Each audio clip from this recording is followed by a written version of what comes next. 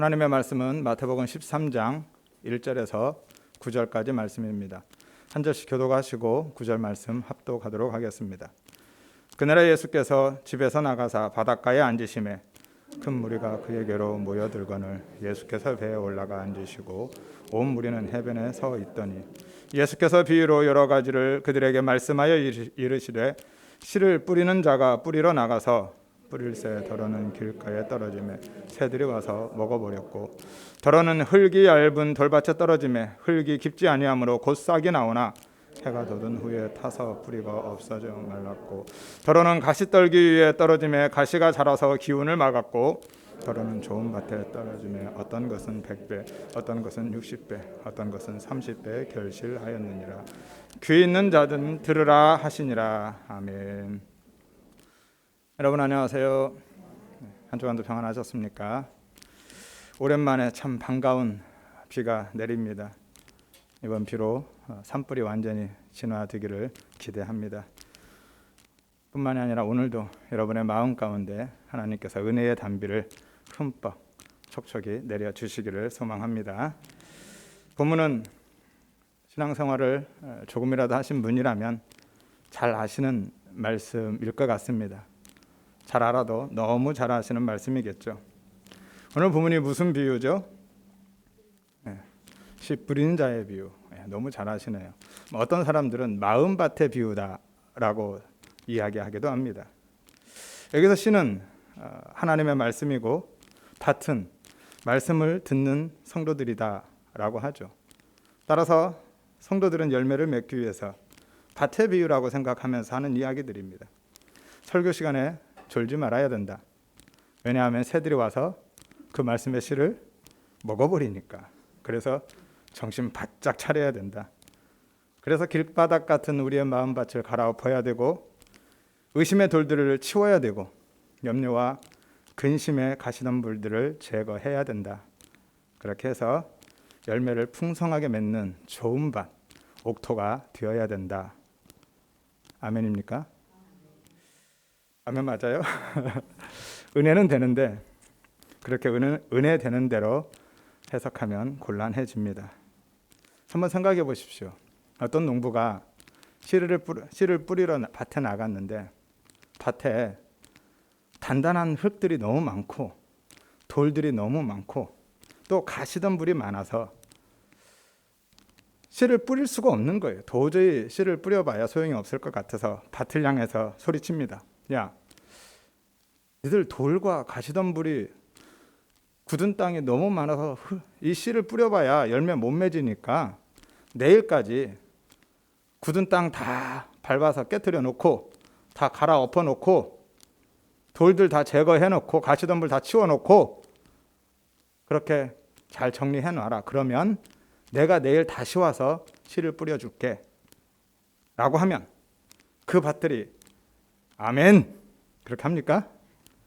예, 알겠습니다 주인님 그렇게 하겠습니다. 그렇게 해요?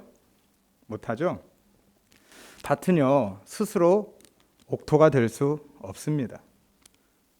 그래서 밭의 비유가 아니라는 거예요. 그런데 여러분 말씀하신 씨 뿌리는 자의 비유도 사실은 정확하지 않습니다. 그럼 어떤 비유일까요? 우리 13장 큰 타이틀 제목 위에 작은 글씨로 빨간색 글씨나요? 써 있는 걸 한번 보십시오. 고딕체로 써 있죠. 뭐라고 써 있습니까? 4가지 땅에 떨어진 씨 비유. 예, 그렇게 되어 있죠. 내 성경에는 없는데 그런 분은 조금 더 쓰셔서 조금 좋은 성경을 다시 사시기를 바랍니다.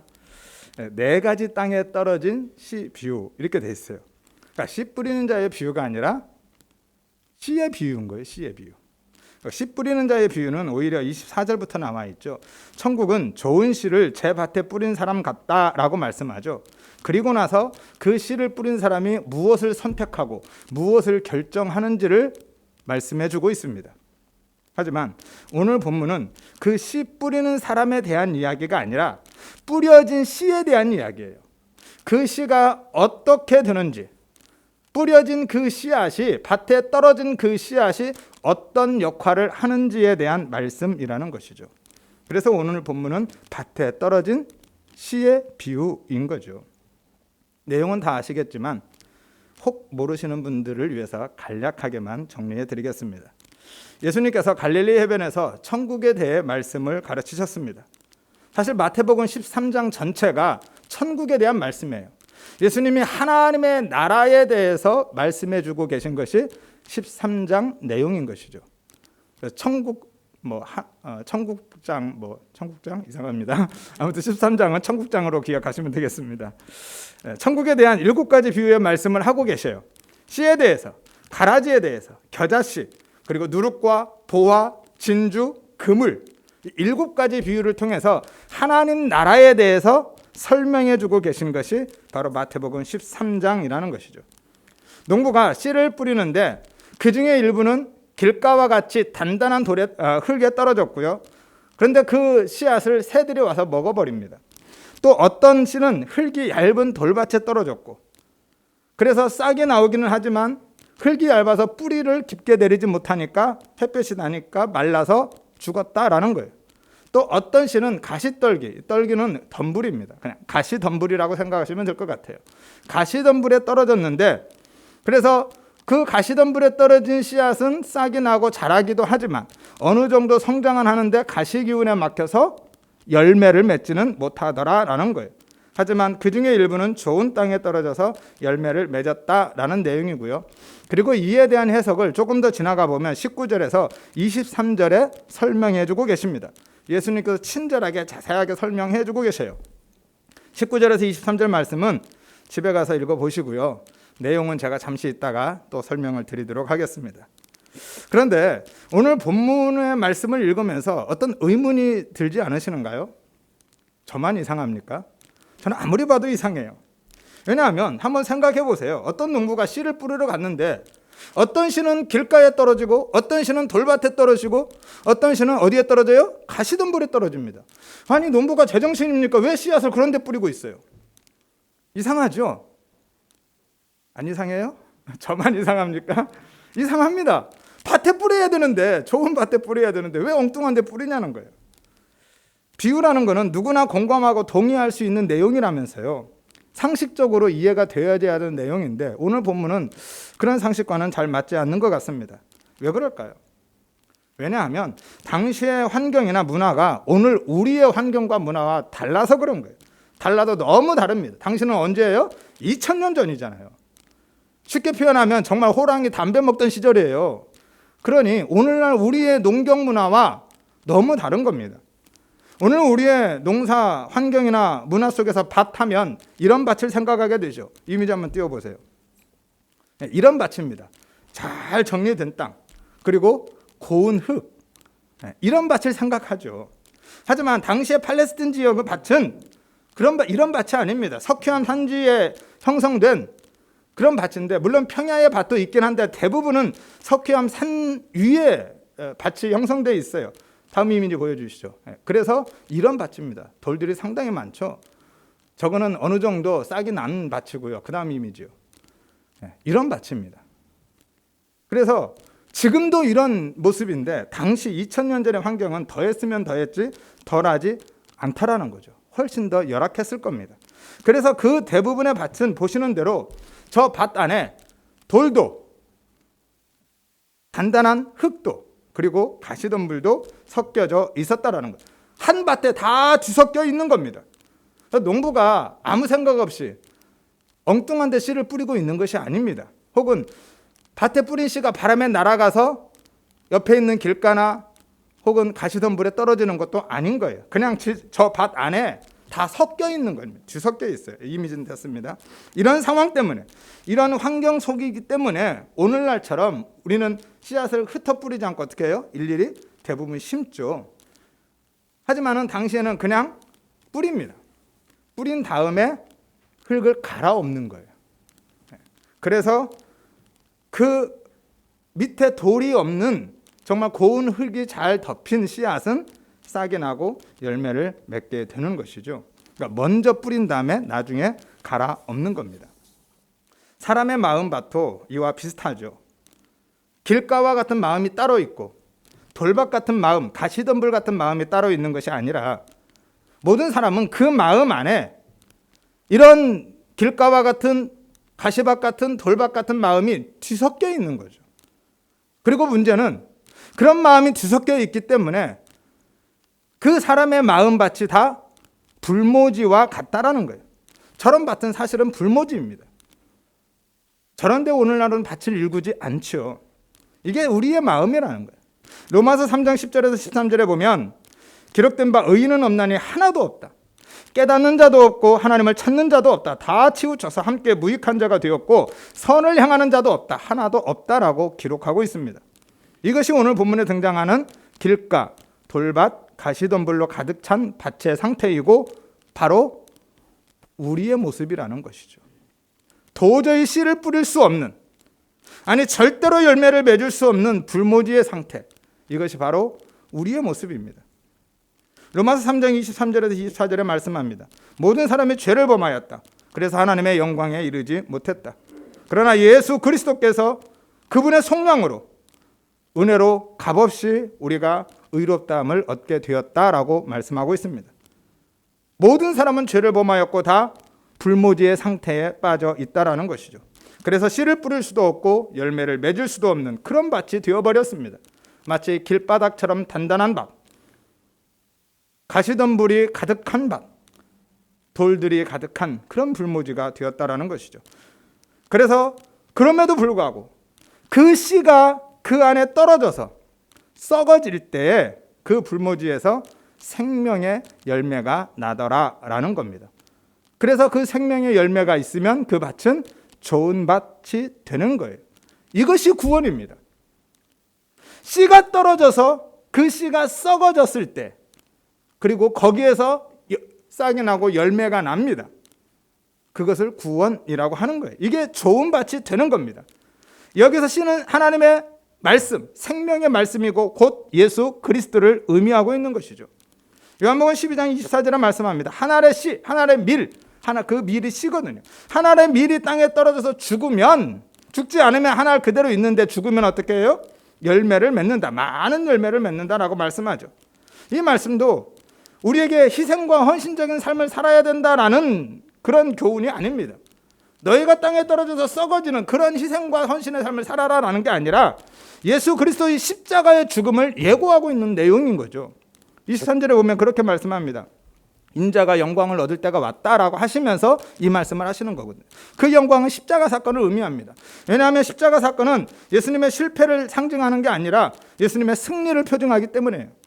그리스도의 승리를 이야기하기 때문에 영광으로 이야기하면서 이제 내가 십자가의 영광을 얻을 때가 왔는데 한 알의 밀이 땅에 떨어져서 죽지 않으면 그대로 있지만 나는 죽을 거다.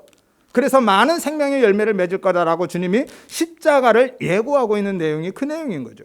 따라서 누구든지 예수 그리스도를 믿음으로 마음에 모셔드리면 그 생명의 씨가 우리의 마음밭에 떨어지면 그 씨가 열매를 맺는 거예요. 그래서 우리가 좋은 밭이 되는 것이고 옥토가 되는 것이고 하나님의 나라는 그렇게 시작되는 겁니다. 내가 마음밭을 갈아엎어서 하나님의 나라가 시작되는 것이 아니라 생명의 씨가, 거룩한 씨가 내 안에 들어와서 그 씨가 썩어지고 거기에서 열매가 남으로 하나님의 나라가 시작되는 거예요. 밭이 스스로 옥토가 되어서 열매를 맺는 것이 아닙니다. 하나님의 나라는 그렇게 시작돼요. 누구도 그렇게 하나님의 나라를 시작할 수 없습니다. 누구도 스스로 밭을 갈아엎어서 옥토가 되고 하나님의 백성이 될 수 없어요.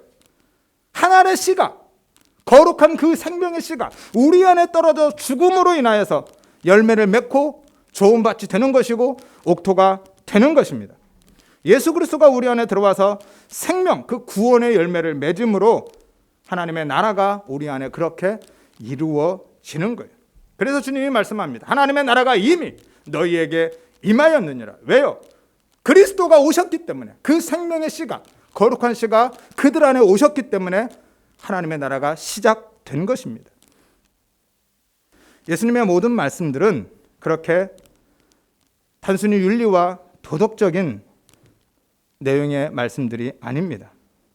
착하게 살아야 된다, 선하게 살아야 된다, 남들보다 더 훌륭하게 살아야 된다. 그것을 위해서 예수님이 말씀하고 계신 게 아니에요. 윤리와 도덕적인 삶은 당시의 바리새인들, 서기관들이 누구보다도 잘 살고 있었어요. 그들은 진짜 타의 추종을 불허했습니다. 우리의 지금의 삶의 모습은 그들의 발뒤꿈치도 쫓아갈 수 없을 만큼 그들은 그렇게 윤리와 도덕적인 훌륭한 삶을 살았습니다.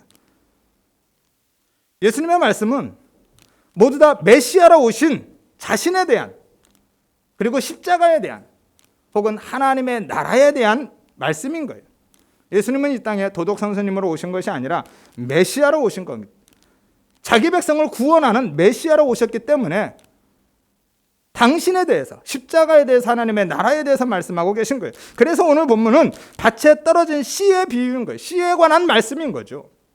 씨의 역할과 능력, 좋은 밭이 되어라 라는 말씀이 아니라 그 씨가 어떤 씨인지, 그 씨의 역할이 무엇인지, 어떻게 하나님의 나라가 우리 안에 시작되는 것인지에 대해서 말씀하고 있다라는 것이죠. 하나님의 나라의 말씀, 그 씨의 비유를 통해서 그 하나님의 나라가 우리 안에 시작됨을 선언해 주고 계신 겁니다. 밭은요, 스스로는 좋은 밭이 될 수가 없어요. 될 수 있다고 되는 게 아닙니다. 밭은 10년이 가도, 아니 100년이 가도 씨가 심겨지지 않으면 그냥 불모지 그대로 있는 거죠. 아무리 그 밭에 고운 흙이 많아도, 아무리 우리의 마음밭이 심성이 곱고 착하고 선하고 남들보다 훨씬 더 훌륭하게 도덕적인 삶을 살아내도 그 안에 씨가 심겨지지 않으면 그냥 밭 그대로 있는 거예요. 1000년이 가도 그냥 밭입니다. 중요한 것은 씨예요. 밭이 아닙니다.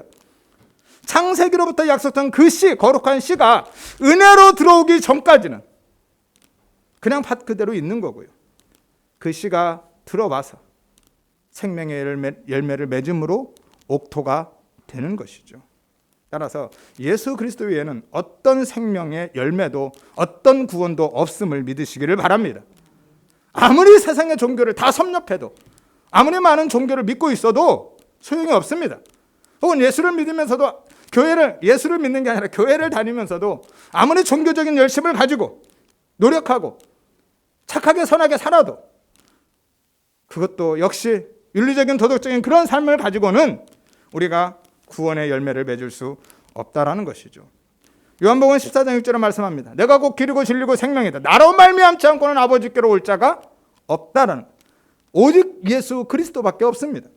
사도행전 4장 12절에도 말씀하죠. 다른 이로서는 구원을 얻을 수 없다. 천하 사람 중에서 구원을 얻을 만한 다른 이름을 우리에게 주신 적이 없다라고 말씀하죠. 예수 그리스도밖에 없습니다. 구원의 길은요, 등산 코스처럼 다양하지 않습니다. 오직 한 길인 거예요. 절벽과 절벽을 이어주는 외나무 다리, 외길입니다. 이미지 한번 띄워주시죠. 이런 길이에요. 이런 길. 사람은 하나님께 나아갈 수 없습니다. 죄 때문에 딱 단절되었어요. 하지만 예수 그리스도를 믿으면 믿음으로 나아가는 거예요. 내 말을 듣고 나 보내신 이를 믿는 자는 영생을 얻었고 심판에 이르지 아니하나니 사망에서 생명으로 옮겼다라고 말씀하죠. 오직 예수 그리스도밖에 없음을 믿으시기를 바랍니다. 세상 사람들은요, 우리 기독교를 향해서 손가락질하며 욕합니다. 야, 왜 너희에게만 구원이 있다고 그래? 그럼 우리는 뭐냐? 다른 많은 종교들은 도대체 뭐냐? 왜 너희는 그렇게 독선적이냐? 그렇게 융통성이 없냐? 그렇게 우리를 향해서 손가락질합니다. 그런데 우리는 그럴 수밖에 없는 이유가 저거예요. 저러니까 우리가 예수 그리스도밖에 없다라고 이야기하는 거, 우리 안에만, 그리스도 안에만, 교회에만 구원이 있다라고 이야기하는 거예요. 다른 모든 종교는 구원이 없습니다. 오직 한 길이에요. 그리스도 위에는 건너갈 수가 없어요. 진짜는 딱 하나인 거예요. 아무리 많아도 진짜는 하나고 나머지는 다 가짜요. 이미테이션입니다. 세상의 종교가 아무리 많아도, 세상에 아무리 착하고 선하게 사는 사람들이 많아도 구원을 위해서 열심히 수행하고 고행하고 노력하고 참선하고 깨달음이 깊다 할지라도 그 무엇으로도 저기를 건널 수는 없어요. 저기에 놓여진 다리는 오직 예수 그리스도임을 믿으시기를 바랍니다. 이미지는 됐습니다. 그러면 각 밭은 가시, 길, 돌 이런 밭의 상태는 어떤 마음의 상태일까요? 아까 19절에서 22절 말씀 설명해 드린다고 그랬죠.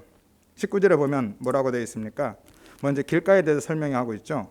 아무나 천국 말씀을 듣고 깨달지 못할 때는 악한 자가 와서 그 마음에 뿌려진 것을 빼앗나니 이는 곧 길가에 뿌려진 자요라고 말씀하죠. 천국 말씀을 듣고 깨달지 못할 때, 깨닫지 못한다라는 것은 그냥 우리 한글 의미만 보면 도대체 무슨 소리인지 알아들을 수 없는 그런 것을 의미하는 것 같습니다. 하지만 원어를 보면 그렇지 않아요. 이 깨닫지 못한다라는 것은 못 알아듣는다라는 이야기가 아니에요. 원어를 보면 현재 능동태로 쓰여 있고요. 원래 의미가 함께하다, 마음으로 동참하다라는 거예요. 그러니까 다시 풀어보면 내가 깨닫지 못한다라는 것은 마음으로 동참하지 않는다라는 거. 어떻게 해요? 내 의지로. 능동태, 수동태가 아닙니다. 깨닫지 못하는 건 수동태거든요. 그러니까 하나님의 말씀, 복음이 선포될 때 깨닫지 못한다는 것은 내가 그 복음을 거절한다는 거예요. 거부하고 있다는 거예요. 의지적으로, 지속적으로, 현재형이거든요. 계속해서 거부하고 있는 거예요. 그래서 말씀의 씨앗이 그 안에 들어가지 않아요. 그러니까 어떻게 해요? 새들이 먹어버려요. 마귀가, 사탄이 와서 빼앗아 가버립니다. 그게 깨닫지 못하는 거예요. 의지적이고 지속적으로 그 말씀을 거부하는 완악한 마음을 이야기하는 것이죠. 어렸을 때 어떤 목사님이 그렇게 말씀하시더라고요. 길가밭은 설교 시간에 조는 사람들을 예를 들어서 말씀이 떨어지는데 하도 조니까 말씀이 귀에 들어가지 않아서 깨달지 못하고 그래서 마귀가 그 말씀을 빼앗아 가는 거다. 그러니까 절대로 졸면 안 된다. 오죽하면 졸음마귀라고까지 하겠어요. 마귀가 졸음을 주는 거니까 졸면 안 된다. 좀 피곤하면 졸 수도 있습니다. 졸지 않으시려면 좀 일찍 주무시면 돼요. 졸음을 마귀가 주는 게 아니라 정말 특별한 경우는 그럴 수도 있습니다. 사탄이 방해할 수 있어요. 하지만 대부분은 내 문제예요. 사실은 늦게 자서 그런 거고요. 혹은 습관적으로, 혹은 말씀에 별로 관심이 없어서 처음부터 들을 생각 안 하고 그냥 앉자마자 이렇게 잘 생각하시는 분도 계시고요. 여기는 안 계십니다, 다행히. 혹은 몸이 약해서, 혹은 뭐 약기운 때문에 졸 수도 있어요. 그런 예화가 생각나네요. 어떤 권사님이, 노 권사님이, 성이 노 씨가 아니라 연로하신 권사님이 앉으시면 예배 시간마다 주는 거예요. 예, 옳습니다. 맞습니다. 목사님이 볼 때마다 그 옆에 또 앉으신 권사님께 권사님 좀 깨우세요. 좀 깨우세요. 맨날 그렇게 요청하셨거나 아니나 다를까 그날도 앉으셔서 주는, 앉자마자 권사님 그 옆에 계신 권사님 좀 깨우세요. 그러니까 그 권사님이 깨우시면서 혼자 속으로 중얼중얼 하셨는데 뭐라고 하신 줄 아세요? 잠은 지가 재워놓고 맨날 나보고 깨우래. 잠 좀 깨셨어요? 예. 여러분 좋으시면 여러분 책임이 아니라 제 책임입니다. 아무튼 한번 여러분 생각해 보시기를 바랍니다. 예수님이 고작 설교 시간에 졸지 말라고 말씀하시기 위해서 이런 비유 드셨겠습니까? 그죠? 설교 시간에 졸지 말라고 하는 게 아니라 길가와 같은 이런 굳은 단단한 혹은 완악한 마음의 상태는 그것보다 훨씬 더 심각한 상태를 말하는 거예요. 그와 같은 마음의 상태를 창세기에 보면 잘 설명해 주고 있습니다. 정말 의도적으로, 의지적으로, 그리고 지속적으로 거부하는 그 완악한 마음. 창세기 19장에 보면 소돔과 고모라 사건이 나오죠. 소돔과 고모라를 하나님이 멸망하기 직전에 천사를 보내서 롯에게 심판을 고지합니다.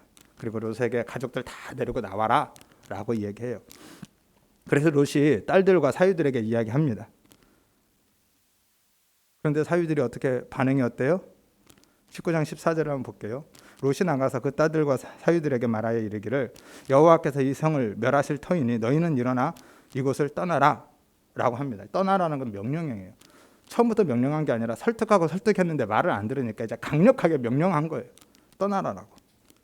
그런데 그 사위들이 어떻게 했어요? 반응이 농담으로 여겼더라. 농담으로.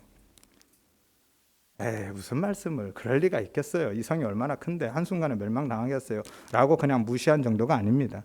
이 농담으로 여겼다라는 것은 비웃었다, 희롱하다라는 의미인데요. 어떤 때 쓰이냐면 정말로 막 웃고 떠들면서 경멸하면서 그 웃는 모습을 표현할 때 쓰는 거예요. 그러니까 사위들이 지금 이 장인 롯이 진지하게 혹은 심각하게 명령하고 있는데도 불구하고 완전 무시. 오늘 요즘 표현으로 하면 진짜 완전 개무시한 거예요. 그러면서 웃고 떠들고 막 조롱하고 하나님의 명령이 떨어졌는데 하나님의 계시가, 하나님의 말씀의 씨가 떨어졌는데 그들은 조롱하고 비웃고 손가락질하고 농담으로 여겼다라는 거예요. 당연히 드디어 미쳤구나. 노아 홍수 때처럼 그렇게 귓등으로도 안 들은 거죠. 이런 것이 길가와 같이 단단한 굳은 완악한 마음인 거예요. 말씀의 씨가, 복음이 떨어짐에도 불구하고 거절할 뿐만이 아니라 그냥 저 안 다닐래요, 저 예수 안 믿어요 라고 그냥 거절하는 것이 아니라 비웃고 조롱하는, 손가락질하고 그런 완악한 마음들인 거죠. 말씀을 듣고 싶은데 피곤해서 이렇게 조는 게 아니고 정면으로 의지적으로 지속적으로 그 말씀을 거부하는 거예요. 세상이 주는 편안함과 즐거움, 만족으로 인해서 복음을 필요로 하지 않는 마음입니다. 그 마음이 바로 길가와 같은 상태인데, 그래서 세상 사람들은 세상을 살면서 너무 행복하게 살면, 세상을 살면서 세상적으로 너무 부유하거나 너무나 즐겁게 살면 사실은 복음의 씨가 제대로 그 안에 들어갈 수가 없어요. 왜냐하면 그들은 복음을 필요로 하지 않기 때문에. 지금 내가 사는 게 복음인데 무슨 또 다른 복음이 필요해? 기쁨의 좋은 소식 필요 없어. 난 이 상태로가 좋아, 행복해 라고 하는 것이죠. 그래서 때로는 하나님이 고난도 시험도 허락해 주시는 것이고요, 그게 있을 때 복음을 들을 수 있는 기회가 되는 거예요. 하나님께 돌아올 수 있는 기회가 되는 것이죠. 또 바리새인들도 사실은 길가와 같은 마음들입니다. 당시에 자신들의 행위 그리고 자기의 삶에 만족하고 자기 의에 사로잡혀서 살았거든요. 그래서 다른 복음이 필요 없었어요. 그들에게는 자기 의가 있었기 때문에 예수님이 말씀하는 그 다른 복음, 그 복음 필요 없다라는 거예요. 천국은, 하나님의 나라는 내 의로 들어간다고 그들은 생각했기 때문에 예수님이 아무리 말씀하셔도 그들은 그 복음을 받아들이지 않았다라는 것이죠. 그 마음이 길가와 같은 자들입니다. 그들의 기도를 한번 생각해 보십시오. 어떻게 기도합니까? 하나님, 나는 토색하는 자들, 불의한 자들, 가늠하는 자들과 혹은 세리와도 같지 않음을 감사합니다. 이렇게 손들고 소리치면서 기도하고 있어요. 그게 기도입니까? 그게 자기 자랑이죠. 자기 홍보잖아요. 하나님께 기도하는 것이 아니라 사람들 들으라고 광고하고 있는 거고요, 선전하고 있는 겁니다. 그들에게 회개하라, 천국이 가까웠다라는 하나님의 말씀의 씨가 떨어졌는데 그들은 율법주의적인 그들의 삶, 그 자기의에 취해서 그 복음을 거부해버렸고 여전히 외식하며 살고 있었다라는 거예요. 자기의 이름, 자기 영광, 그리고 자기의 재물들을 위해서 그들은 종교적인 열심을 냈지만 그 모든 것들은 자신을 위한 종교 놀이에 불과했고 하나님을 향한 진실한 마음은 그 안에 없었다라는 것이죠. 그것이 길가와 같은 마음입니다. 20절에서 21절에 보면 돌밭의 마음을 또 말씀하죠. 말씀을 기쁨으로 받기는 하는데 뿌리가 없어서 환난, 박해가 오면 넘어지는 자들이다. 그런 자들의 모습을 출애굽기에서 우리는 찾아볼 수 있는데요. 14장에 보면, 출애굽기 14장입니다. 출애굽한 이스라엘 백성들이 홍해 앞에 딱 섰습니다. 거기에서 모세를 원망하는 것이죠. 앞에는 바다고 뒤에는 애국 군대가 쫓아오거든요. 진퇴양난입니다. 이제 죽었다 싶은 거죠. 그래서 모세를 원망합니다. 아니, 애굽에 매장지가 없어서 우리를 여기까지 끌어내서 이 광야에서 죽게 하냐. 차라리 우리가 애굽 사람을 섬기는 것이 죽는 것보다 낫겠다. 그렇게 이야기하면서 모세를 원망합니다. 애굽에서 10가지 기적을 경험했잖아요. 애굽 사람들에게는 10가지 재앙이었지만 이스라엘 백성들에게는 기적이었거든요. 그 기적을 경험하면서 출애굽할 때는 그들이 두 손을 높이 쳐들고 하나님을 향해서 기뻐 찬양했던 사람들입니다. 그런데 상황이 바뀌자 애국 군대라는 환란과 박해가 그들의 뒤를 쫓아오자 그들은 금방 하나님을 원망하고 불평하면서 애굽으로 돌아가겠다고 하는 거예요. 하나님보다 현실적인 이익이 더 중요한 사람들인 거죠. 이것이 바로 돌밭과 같은 마음인 겁니다. 현실적인 이익과 실리, 먹고 사는 문제가 훨씬 중요한 거예요. 가시덤불의 상태도 그렇게 다르지 않습니다. 22절에 보면 가시덤불에 대해서 이야기하는데 말씀의 씨가 뿌리를 내리고 어느 정도 성장은 하지만 세상의 염려, 재물의 유혹 때문에 열매를 맺지 못한다라고 말씀하죠. 하나님을 믿기는 하는데 그 믿는 이유가 따로 있는 거예요. 목적이 따로 있습니다. 진짜 예수를 믿는 게 아니라 그냥 교회를 다니는 거고 교회를 다님으로 자신의 이익을 추구하고는 다른 목적을 얻고 싶은 거죠. 선거는 끝났습니다만 지난번에 선거철에 보면 늘 그렇죠. 선거철만 되면 모든 종교를 섭렵하고 다니더라고요. 이번 주에는 교회에서 예배드리고 다음 주에는 절에서 손 모으고 그 다음에 또 천주교 가서 예배드리고 다 돌아다니더라. 그 사람들이 예수 믿는 사람들 교회 와서 예배 드린다고요? 다른 목적을 갖고 온 거죠. 오늘 예수님 앞에 나온 수많은 군중들이 그랬던 거예요. 다른 목적을 갖고 그들은 모여들었거든요. 무엇을 얻기 위해서 왔던 거거든요. 기적을 바래서 왔든지 질병 치유를 위해서 왔든지 빵 한 조각 더 드려고 왔든지 아니면 이스라엘 백성들의 독립을 위해서 왔든지 예수를 그들은 정치적인 메시아로 생각하기 때문에 로마에서 그들을 해방시켜 줄 것을 기대하고 있었거든요. 수많은 군중들이 그걸 가지고 모여들었다는 거죠.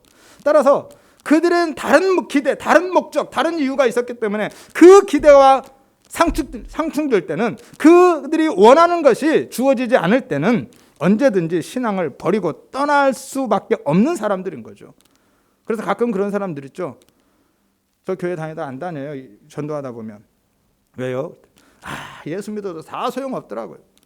예수 믿는데 왜 우리 사업이 망해요? 예수 믿는데 왜 우리 자녀들이 그렇게 돼요? 예수 믿는데 왜 내가 몸이 이렇게 아파요?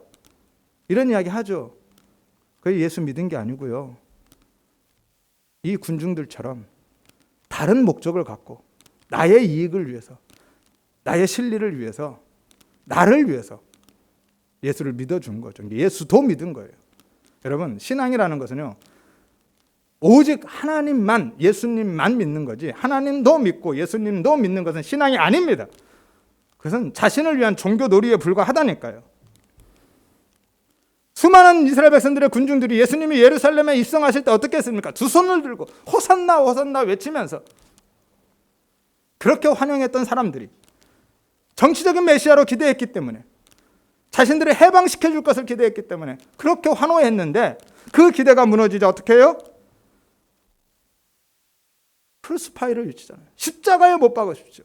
십자가에 못 박으십시오. 빌라도는 살려주고 싶은데 이 사람들이 반대해서 못 살려준 거잖아요. 십자가에 못 박으십시오. 이게 바로 가시덤불과 같은 마음의 상태인 거죠. 역사학자들에 의하면 바벨론 포로 이전까지 이스라엘은 제단이 2개였다고 해요. 사실 이것 때문에 그들이 70년의 바벨론 포로 생활을 하게 되는데요. 하나는 하나님께 드리는 제단이고요. 하나는 바로 바알에게 드리는 제단.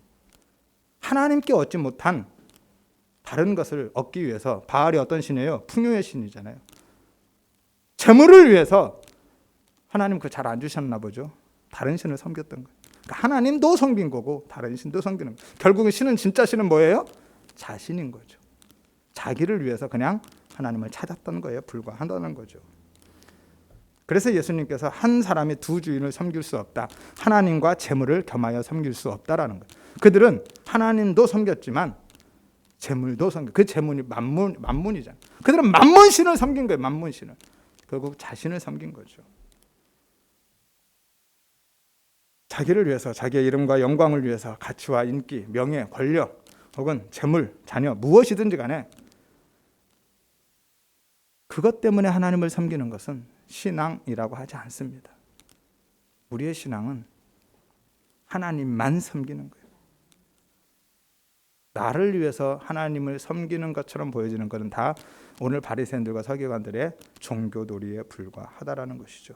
아무리 종교적인 열심이 특별해도 특심해도 아무리 봉사 많이 하고 아무리 헌금 많이 하고 아무리 전도 많이 하고 기도 많이 한다 할지라도 그것이 다른 목적이고 결국 나를 위한 거라면 이 세상에서 잘 먹고 잘 살고 다른 목적을 갖고 그렇게 하는 바리새인들과 서기관들 같은 그런 열심이라면 그것은 종교 놀이에 불과하다라는 것이죠. 그것이 신앙이 아니라는 겁니다. 이러한 세 가지의 마음의 상태가 바로 우리 안에 공존하고 있어요. 당시에 이런 밭처럼 길가와 돌밭, 가시덤불 그리고 그 안에 있는 부드러운 흙이 섞여 있는 것처럼 따로 있는 것이 아닙니다. 심지어는 구원받은 이후에도 여전히 이런 마음의 상태는 지속되어 갑니다. 이 부분은 다음 주에 조금 더 나누기로 하겠습니다. 아무튼 모든 사람의 마음밭은 그렇게 스스로 열매를 맺을 수 없는 불모지에 불과한 거예요. 우리는 그런 불모지, 그냥 그런 밭일 뿐입니다. 우리 마음밭에 아무리 부드러운 흙이 많다 할지라도 정말 돌이 거의 없고 가시덤불도 거의 없고 정말 부드러운 흙이 많다 할지라도 고운 흙이 많아도 그렇게 우리의 심성이 아무리 착하고 선하고 남들보다 훨씬 훌륭하다 할지라도 그냥 밭일 뿐이에요. 거기에 생명은 없습니다. 밭에는 생명이 없어요. 생명은 어디에 있다고요? 심겨진 씨앗에 있다니까요. 그 거룩한 씨, 예수가, 그 복음이 우리의 밭에 떨어져야만 그 밭에 생명이 있는 것이고 그 밭이 좋은 밭이 되는 것이고 옥토가 되는 것임을 믿으시기를 바랍니다. 밭 자신의 의지와 노력으로는, 그 열심으로는 스스로 좋은 밭, 옥토가 되는 게 아니에요.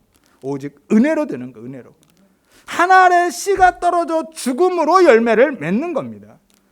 생명의 열매, 구원은 그렇게 인간의 어떤 노력이나 열심, 공로나 자격으로 주어지는 것이 아닙니다. 단 1%도 인간은 거기에 기여할 수가 없어요. 아니, 단 한 걸음도 우리는 하나님 앞에 나아갈 수 없습니다. 하나님을 찾을 수도 없어요. 우리의 노력으로는. 하나님이 은혜를 주셔야만 하나님을 찾을 수 있고 발견할 수 있고, 하나님의 은혜가 있어야만 우리 안에 그렇게 하나님의 나라가 시작되는 거예요. 하나님의 은혜로, 오직 은혜로. 우리가 그 십자가의 은혜를 먼저 그래서 경험해야만 하는 거예요. 그래야 그 이후에 이루어지는 모든 것들이 그 은혜 위에 서는 겁니다. 그렇지 않으면 모래 위에 짓는 집이 되는 것이고요. 오늘 본문의 문맥을 보면 예수님께서 예수님의 어머니, 동생들이 예수님을 찾아왔을 때 누가 내 어머니고 내 동생들이냐? 라고 하시면서 이어지는 본문이 오늘 본문이에요. 제자들을 향해서 오히려 보라, 내 어머니와 동생들이다 하셔요. 여러분, 예수님께서 오늘 본문을 진짜 내 가족이, 하나님 나라의 가족이 누구인지에 대한 대답으로 주고 계신 것이죠. 예수님은 당신의 육적 어머니와 형제들을 대놓고 부정해버립니다. 예수님, 어머니와 형제들이 왔습니다. 예수님이 누가 내 어머니고 내 형제냐라고 이야기하고 있어요. 예수님이 불효자라서가 아닙니다. 예수님은 그렇게 무례해서가 아니에요. 예수님께서는 하나님의 나라의 백성, 구원의 조건과 자격이 무엇인지를 말씀하고 싶은 거예요. 그것을 규정해 주고 계신 겁니다. 즉 혈통이 구원의 조건이 될 수 없다라는 거예요. 그리고 그 혈통이 품고 있는 지위나 성품도, 업적이나 재산도, 그 어떤 것도 하나님 나라의 백성, 구원의 조건이 될 수 없는 겁니다. 그 무엇으로도 하나님 나라의 백성이 되는데 구원받는데 기여할 수 없다라고 하는 거예요. 이스라엘 백성들은, 특별히 그 바리새인들과 서기관들, 종교 지도자들은 자신의 혈통이 구원의 조건이 되는 것처럼 생각했고, 그 혈통 속에 녹아져 있는 그들의 자격, 그들의 지위, 성품, 그들의 업적들이 하나님 나라에 들어가는데 기여할 것처럼 생각했기 때문에 단호하게 거절하신 겁니다. 누가 내 어머니고 내 형제들이냐? 라고 말씀하신 거예요. 그 어떤 것도 우리는 하나님 나라에 들어가는 조건과 자격이 될 수 없습니다. 그래서 복음인 거예요. 우리의 열심과 노력으로 밭을 갈아엎어서 열매를 맺는 좋은 밭이 되어라, 그래야 구원을 받는다라고 한다면 그게 복음입니까? 기쁨의 좋은 소식이 될 수가 없는 거예요. 중노동 명령이죠. 얼마나 힘든 노동입니까? 사실은 그렇게 해봐야 불가능한 명령이고요. 그럼 하나님은 정말로 악독한 주인인 거예요. 불가능한 일을 시킨 거거든요. 밭들한테 나가서, 야, 내일까지 내가 다시 와서 뿌릴 테니까 오늘 다 갈아엎어놔, 돌 다 치워놔 라고 하는 말도 안 되는 불가능한 일을 시키고 있는 거잖아요. 혹 그 일이 가능하다 할지라도, 정말 0.0001%라도 가능하다 할지라도, 그렇게 해서 얻은 구원은 은혜의 선물이 아니라 대가이고 보상이죠. 그거는 마땅히 받을 보상입니다. 얼마나 어렵게 밭을 갈았습니까? 밭이 스스로 밭을 가를 수 없는데, 그렇게 된다 할지라도 그것은 하나님의 은혜가 아닌 것이 되는 거예요. 당연히 내가 받아야 할 보상이고 대가인 겁니다. 그래서 복음이 될 수가 없는 것이죠. 복음은 은혜로 주어지는 겁니다.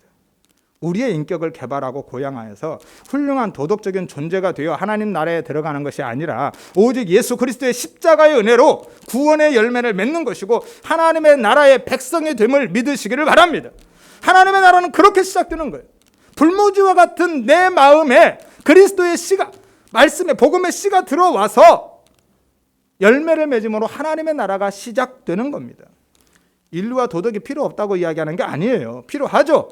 필요합니다. 당연히 윤리적이고 도덕적으로 살아야 되죠. 하지만 그것들이 구원받는데 조건과 자격이 될 수 없다라고 말씀하고 싶으신 거죠. 그것들은 십자가의 은혜를 경험하고 나면, 그 은혜 앞에서, 그 십자가 앞에서 내가 부인되고 나면, 자기가 부인되면 저절로 따라오는 것이 바로 윤리와 도덕인 거예요. 십자가의 은혜를 경험하지 못하면 내가 아무리 애써도 어려운데 그 은혜를 경험하고 나면 윤리와 도덕, 착하고 선하고 남들보다 더 훌륭한 도덕적인 삶을 사는 것 저절로 따라와지는 거예요. 멋지고 훌륭한 집을 짓는 것 좋습니다. 필요합니다. 당연히 집은 최대한 멋지고 훌륭하게 지어야 되죠. 그러나 그 기초가, 그 터가 중요하다라는 것이죠. 그 기초가 반석이신 예수 그리스도, 그 십자가 위에 세워지지 않으면 아무리 멋지고 화려한 집을 지어도 다 소용없다라는 거예요. 모래 위에 지어져 있으면 바리새인들처럼 율법주의적으로 행하고 외식하고 자기 의에 사로잡혀 살아가면 나를 위해서 내 인기와 명예와 권력과 재산을 위해서 종교의 열심을 가지고 살아가고 있다면 그것은 종교놀이에 불과하다는 거예요. 그래서 은혜가 중요합니다. 십자가의 은혜를 경험하면 저절로 그 은혜 안에서 변화가 이루어지는 거예요. 씨앗이 심겨지고 그 씨앗에 생명이 있으면 자라고 성장해서 열매를 맺는 겁니다. 이게 변화가 되는 거예요. 씨앗이 하는 겁니다. 씨의 역할과 능력이 거기에 있는 거예요. 우리가 밭을 갈아엎는 것이 아닌 것이죠. 여러분, 그래서 십자가의 은혜, 그 은혜를 사모하시기를 바랍니다. 더욱 십자가를 붙드시기를 바라요. 그래서 그 은혜 안에서 아름답고 풍성한 생명의 열매를 맺어가시기를 바라고 그 은혜 위에서 더욱 정말 아름다고 멋진 화려한 믿음의 집을 세워가시기를 주의 이름으로 축원드립니다. 찬양드리겠습니다.